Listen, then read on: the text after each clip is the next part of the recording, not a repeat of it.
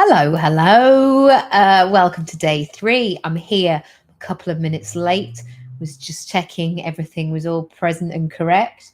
Have I been watching too much Fireman Sam? Maybe so. Okay, we're here tonight to talk about visibility. If you've missed the first 2 trainings of the week, don't worry, they're recorded. The videos are on my YouTube page, and also both have been recorded as a podcast. So you can revisit anytime you want. They're not going anywhere.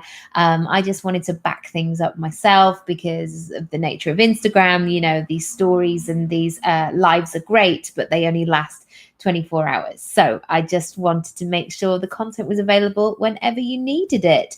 How has your day been? I hope it's been going well. We went to the library today. It was very 1989 of us, but there's something quite lovely and peaceful and humbling about a library. Generally, my son, we don't have childcare on a Tuesday, so usually it's just a kind of slow day for the family. So I wanted to kick things off tonight by talking about sometimes the root of our visibility and how sometimes all of these old beliefs or things that people made us do as kids kind of hold us back. So you may be aware of that poem. It's often said at Christmas, you know, that 'twas the night before Christmas. And all through the house, not a creature stirred, not even a mouse. Now, there would have been somebody probably in your class, it might have been like the tallest boy or something, who would have been designated like, you be the narrator because you're good. You've got a big, strong voice. You do that. However, of course, you know, there's everybody's mums and dads or grannies or grandpas or whoever it might be. Everybody wants to feel included. So what they would do in terms of the school is they would divvy out the line. So everybody would have a go.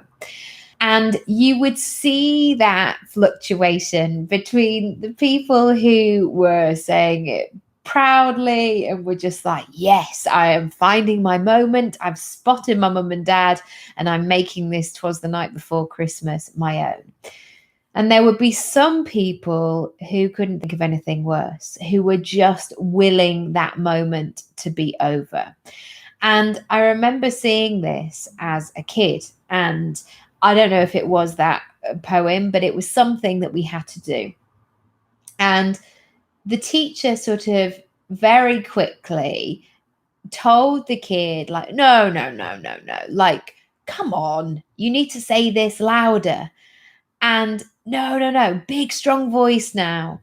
And was kind of coaching him and directing him, but was basically not reading the situation, was not reading that this person could not think of anything worse, age 8 or 9 or whatever he was, than speaking out loud. And what the teacher actually did in that situation, and of course, teachers are overworked, everything's busy, all that good stuff, is what she did in that moment was, instead of kind of taking them to the side or coming over and saying it quietly, like, you've got this, I just need you to say it a bit louder, kind of doing it with kindness. Instead, she stood at the other end of the hall and was like, no, I need more. I can't hear you. I don't know what you're doing. And there was a certain amount of shame for it. And I'm sure this lad, whatever he might be doing now, will have that memory of, I did not want to do that. Or, you know, they only have to hear that Christmas poem or whatever it was, and all of a sudden they're taken back to that time. So how does this link to visibility? Well, not only do we sometimes have things from our past or schooling, or I don't know, being told to do something on a hen do, or, you know, a uni freshers night that you feel really embarrassed about.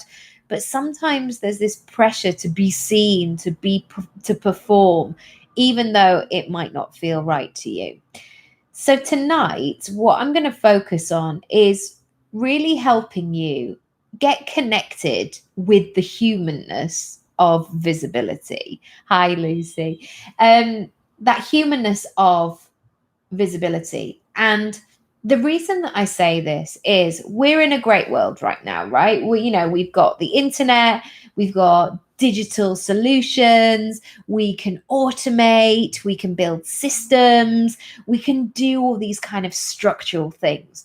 And people are always talking about this sense of being able to remove themselves from their business, like build a team, remove yourself, stand in your power, and almost let things kind of work themselves by themselves. However, that doesn't work for me, and that doesn't work for my clients, because even though I do get help, sometimes I don't have a full-time team by any means, but I do outsource projects sometimes, or I get help when I need it. So sometimes I get help with filming, or I have an agent that works for me, who does kind of negotiating and stuff like that for performance.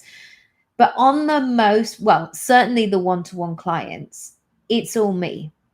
So when I'm thinking about visibility, I've really got to put myself in the frame of that.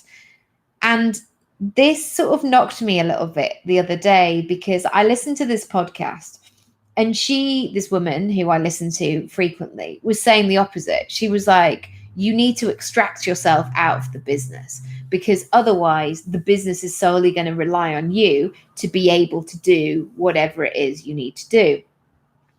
But with me being a personal brand, with me being the person who is booked, that it's really important, I guess, that people get to know me, that people get to know what I'm all about, what I stand for, what I talk about, what I'm the go-to person for, and I guess what my flavor is.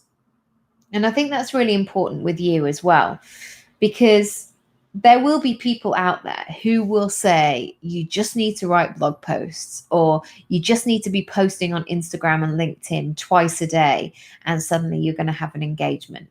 But what happens is that gap between you and who you are in real life, or in a situation where you feel really comfortable, and the output that you're sending out into the world, can be really huge. So it's like going back to that school assembly moment with that lad, of him saying something and not connecting with whatever the experience was, and somebody saying, you just need to shout louder, love, just say it louder, just say it in a bigger, stronger voice, puff your chest out, say it.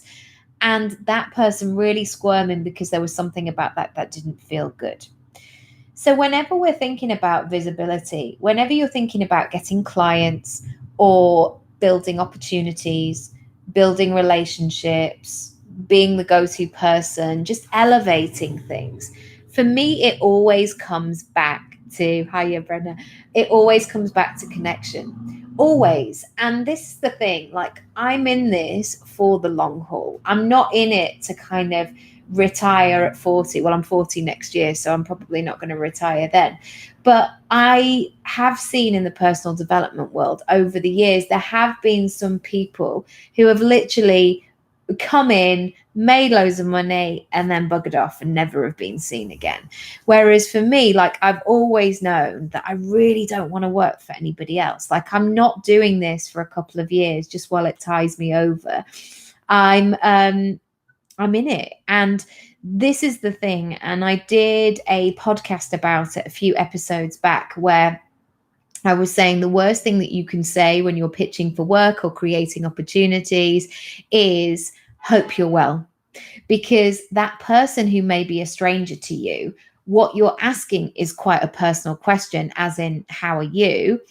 And if you want to create a personal relationship with somebody, you have to really care about what the answer is. Or otherwise, like, don't ask it. So the hope you are well, it's a little bit presumptuous sometimes, and it just skips over, like, hope you're well. Anyway, on to me, on to what I'm here to do. Off we go. And we always have to think every step of the way is, how can we build connection with that person? And this is, again, not some sleazy marketing technique or anything like that. This is about, if your work is full of heart and integrity, That has to feed into everything you do. How you show up online, how you show up in person, how you show up with your clients and holding space for them. It could be, I'm just going to grab my tea 1 second, how you show up if you deliver products, like what's the experience that somebody's going to have of you when it comes through the post and it lands. It goes all across your personal brand. And one thing that I noticed the other week when I did a gig, I actually took my mum along because I took my daughter because she was still quite young as well. This woman came up to me who I'd had chats with online, but we'd never met in person. And she immediately came up to me and gave me the biggest hug and was like, "Hi, how are you?" And my mum said to me afterwards, "Oh, how do you know her?" And I said, "From the internet." And my mum kind of looked a bit shocked because she's not in the world of social media. She Googles, she's got, she does online shopping, she does all kinds of things. But social media is not really her thing. She's got a really strong core group of friends that she's had for many, many years, and she doesn't require it, and it's not part of her world.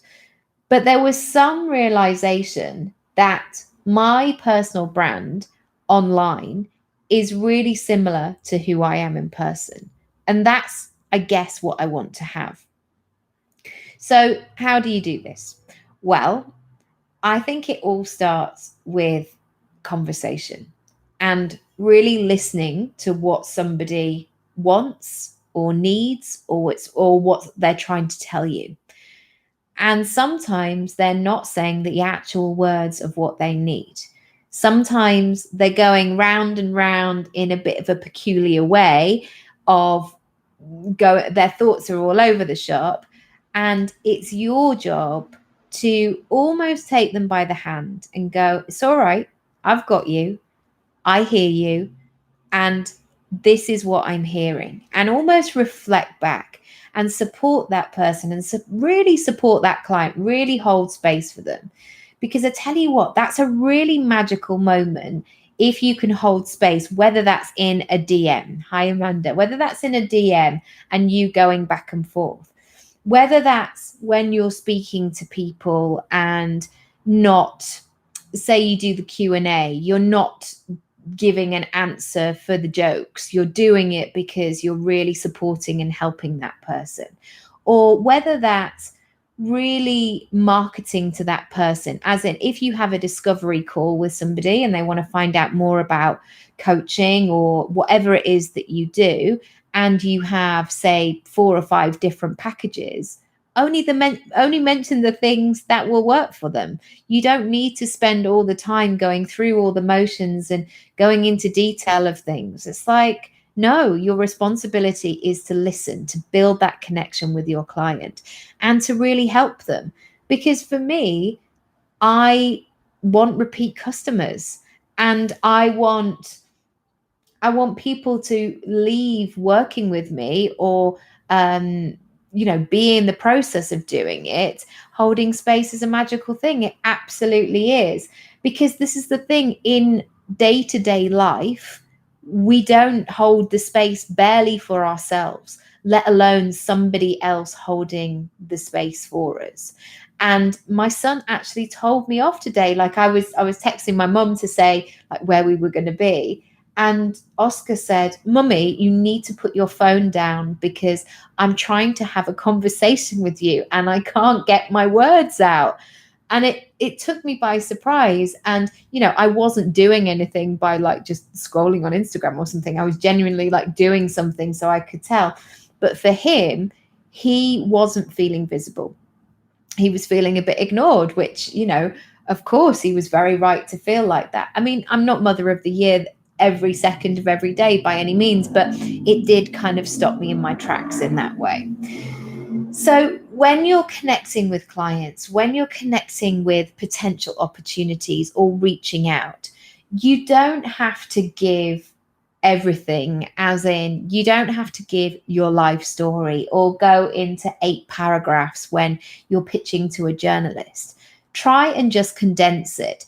It's almost that moment if you go into a cafe and you know that you want a jacket potato, you've been thinking aspirational life here.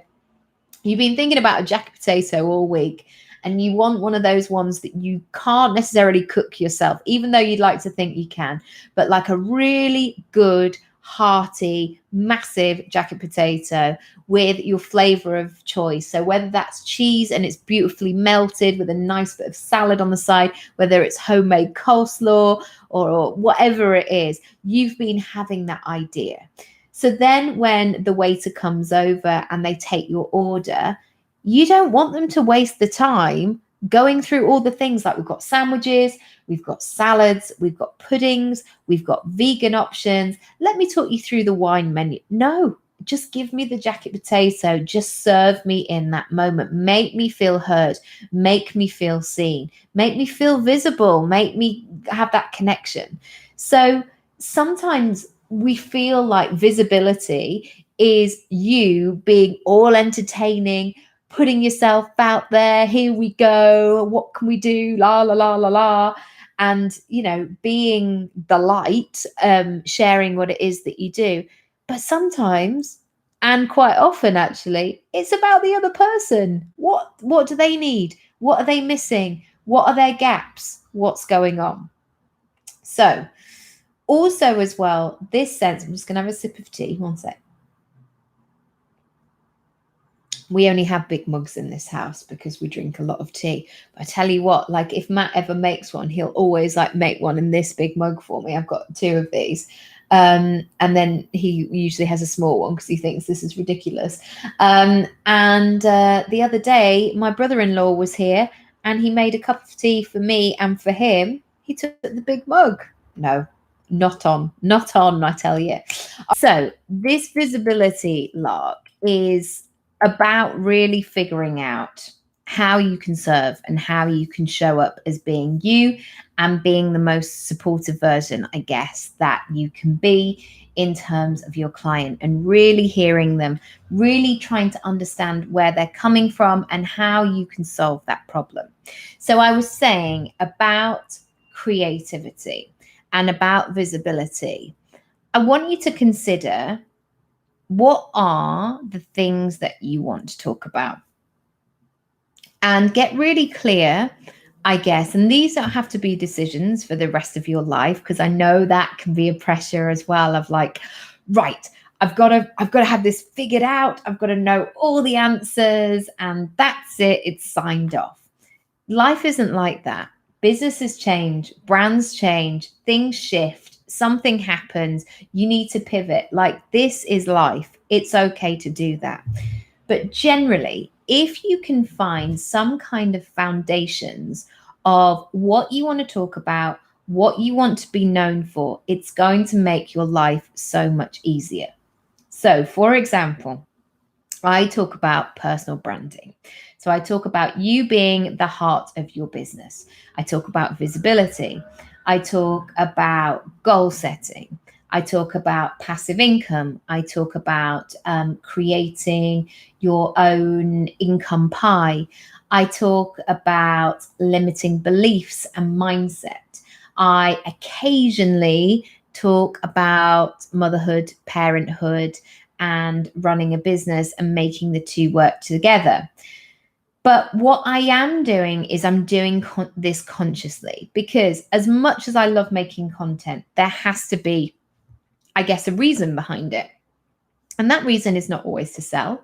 That reason could be to make somebody laugh, or make something relatable, or share a lesson, like a life business lesson to somebody, but break it down in a much more tangible way. There are lots of things that I want to do. But ultimately, if I can come back to those topics that I'm known for, that are very much part of my brand, and also feed into what I'm actually selling, it's going to make everything so much easier. So in the beginning, sometimes I would share recipes, or sometimes I would share where days out I'd had in London. And that's lovely, you know, if it was a personal account, or if I wanted to WhatsApp that to my friend. And that's lovely as a small, I guess, slice that I am actually a working mum and I am seeing my children and I'm not just working all the time. But for me, there's a fine balance because for the most part, my Instagram and the content I put up there is kind of to do with my business. It's not like a personal Dear Diary page in that way. So this is what I guess I mean about making this visibility consistent, is to always going back to the things that you're known for, the things that you want to talk about. And of course, there will be wiggle room. Like I've made a video today that I'm going to upload shortly that I had no intention of making today. However, I saw a video and it really inspired me, and I had so much to say on the topic. But this wasn't just any old video about, I don't know, penguins crossing the road is the first thing that came into my head. This was a specific video that I could relate to and backtrack to the topics that I talk about, and I guess driving more people to my site because it's conversations that I'm having. So even though that wasn't the plan for today, I felt really passionate about making it because it was on my heart, it was on my mind, and I felt really connected, and I had that urgency to go, I need to talk about this. So even though we want to plan stuff out of how we're going to be visible and in what way we want to show up, and we sort of have a bit of a game plan, you can of course leave that wiggle room of saying, I just need to go live. Or sometimes I have this moment of like, I've just had this session with a client and she had this moment and it changed everything. And therefore I learned, sometimes when you're in that moment and when you've captured that, that's really lovely as well. So that's my challenge for you tonight. I want you to take some time to map out, I guess, what your buckets of content are. What are the things that you're known for? What are the things that you could talk about all day long, or the things that people ask you, or the stuff that I guess, the free version of before you get to your paid services. So say, for example, you're a social media manager. What are your specialisms? What do people always ask you about? What are the results that people are going to get? And what are the stages of that customer journey? So maybe it is somebody just finding out a little bit more and they've got a freebie checklist, for example, or a short little video that's going to help them. A client that I've worked with previously, or she's worked with me, is Faye from 365 Social. Hello, Faye, if you're listening. She's got a fantastic opt-in at the moment, which is all about how to build a template in Canva. And ultimately, she is selling Facebook ads and Instagram strategy in that way. And that's a really good introduction to what she does because she really delivers on that freebie. There's loads of videos, there's loads of value, and she really does take you step by step. But also, it will lead to ultimately you creating great Facebook ads because she's showing you how to create excellent things in Canva. Hello, how you doing? So there's lots of points to that along the way. So when you're thinking about your content, when you're thinking about your visibility, give yourself an easy time with it. Don't overstretch yourself. Don't feel like you have to be all things to all people. And also realize the purpose and the joy and the opportunity, I guess, of repurposing. So that is something certainly I'm doing in this situation. So I'm recording this as an Instagram live. I've also got my YouTube streaming it, and it will then be transferred into a podcast as well. So those things will live on my website. Those things are another example of what I do, what I'm all about. And they're, living, breathing, exciting things there too. So that's kind of what I want to say. And also, I guess one final note is, and it is a note, don't underestimate the power of a voice note. of really checking in with somebody, of somebody hearing your voice. So many of us are working at home, or, especially in the winter as well. Like, if you can work from home, people quite often do, and they might not see anybody all day. And we're not picking up the phone all day. Our landline is not going wild.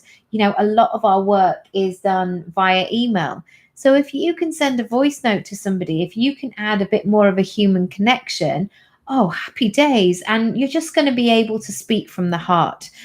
One final thing, I know I've said final thing, but I just want to leave with this, is somebody connected with me on Instagram the other day. And I could see why they would connect with what I was doing. And to a point, I would be vaguely interested in what this person was offering. So she was very much about female empowerment, about coaching, about being a leader in your industry, and all of these sorts of things, etc. And she immediately reached out to me. I hate that word, reached out. And she sent me an automated video to my direct messages. But she said, I wanted to leave you a personalized note. And for me, it felt personal. It did feel personal, because seeing somebody on video, seeing that connection with somebody does bring you closer to that person quicker. But for me, it was personal and not personalized. So she didn't say this, but it was almost like saying, hello, potential fantastic lead who might want to pay me immediately. How are you? Just do this, enter your name and email. And it was very directive. And of course, we do need to be clear about our messaging or how we can support people and all of that. I'm not dissing that in the slightest, but I just, as the person receiving it, I felt like another number. I just felt like a lead, and a cold lead that needed to be warmed up. It wasn't an aspirational feeling. So I think that's really important, that sometimes people just need to go and hear your voice. And, it's scary. I used to work as an agent years ago, and the person I worked with always used to say, get on the phone, Raby. Come on, just get on the phone, have a chat with them, see what they say. And I'd be like, no, don't make me. I don't want to. I don't like using the phone. But actually, it's the best thing in terms of connecting with somebody and having a chat and showing you're real and they're real and all that sort of stuff. And I tell you what, one thing that happens quite often in my free 15-minute session is the people who are coming to me to tell me about their business or their plans or their ideas, they have told no one before this interaction. And at the end of the free session, the amount of times I hear that breathing go down, of going, whew, it felt really good to say that out loud. And again, that's when I realized that it's been a very private thing, that it's been under the surface, that it's maybe been cooking for 10 years, that idea, that passion, that niggle that they knew they needed to do something with that. And that's a really privileged position to be in, because it is, again, about holding space for people, making people feel safe, making people feel like it's a personalized experience. I can't tell you what to do, but whenever anybody says, just do these 3 things and you'll be rich overnight, yes, of course, the sweeping statements will be great, and there'll probably be some theory or some science or strategy behind it. But we're not IKEA flat pack furniture. We can't take into account also where we're up to, what our mental health's looking like, what are limiting beliefs. Do we believe that we could actually do that too? There's so many factors that contribute to our success, or, pull you away from it and make the process really slow. Anyway, I have been chatting for nearly 40 minutes now, so I'm going to hold it there. Do catch up on the podcast as well. And of course, the video will go live very shortly. And have a think about what your visibility is going to be like over the next few weeks. Don't overcomplicate it, and just see if you can strip it back to the topics that you want to talk about. One thing I was just finally going to say is, there may be topics that you don't want to talk about, but they're kind of essential to your brand. So since I had Luna last year, I have included her because on my content and what I'm sharing on the internet, and because she's here. My partner and I are both freelance, so there are times where I'm working and he'll take her out, or sometimes now she's a bit older, my mum will come and play with her for a bit, or I work in nap times, or things like that. But there's this fine line for me that I am very discerning in terms of my visibility and my personal brand, that I am not a mummy blogger. And that's not to say there's anything wrong with that, or, I'm not being awful about the term by any means, but I'm not here for parenting blogging. I'm not here to talk about my buggy and why I like it, or how I'm weaning my child, or how I choose to feed her, or whether she's sleeping through the night. And that is not part of my personal brand. That's not part of my business. I am not a parenting expert by any means. However, I am a mum who is doing it, who is running her own gig right now, who is ambitious, who does have a son and a daughter, and who does feel that that's an important part of my story as well. But in terms of content and how much I show of that, I can be discerning. So sometimes you can choose what you share and what you don't, or how much of it. So there might be some people who work in the wellness industry, but they're going through quite a tricky mental health conundrum at that time. Do they need to show and vlog them coming out of their therapy sessions? No, they don't. If somebody chooses to talk about that in a blog or a video, or write an article on it, great. But I think also on the flip side, we don't have to give everything to everybody by any means. We don't have to share unnecessarily, and definitely not share when things are out of alignment with who we are and what we want to do. All right. So you can go back and listen. Speak Up is coming. So I'm doing a second round. If you want help with your speaking, your messaging, growing a bit more of an online personal brand, being the go-to person, especially sort of standing out in an industry. There are so many coaches out there. There are so many yogis. There are so many digital people. There are so many graphic designers. It's really important that we figure out what your voice is, what you're here to do.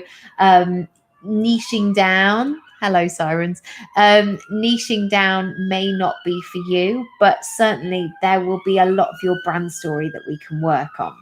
So there's a special offer. If you purchase option 1, you get a free 45-minute session with me. And usually there are 3 options, but until the 29th of February, you will get everything in option 3 for the price of option 2.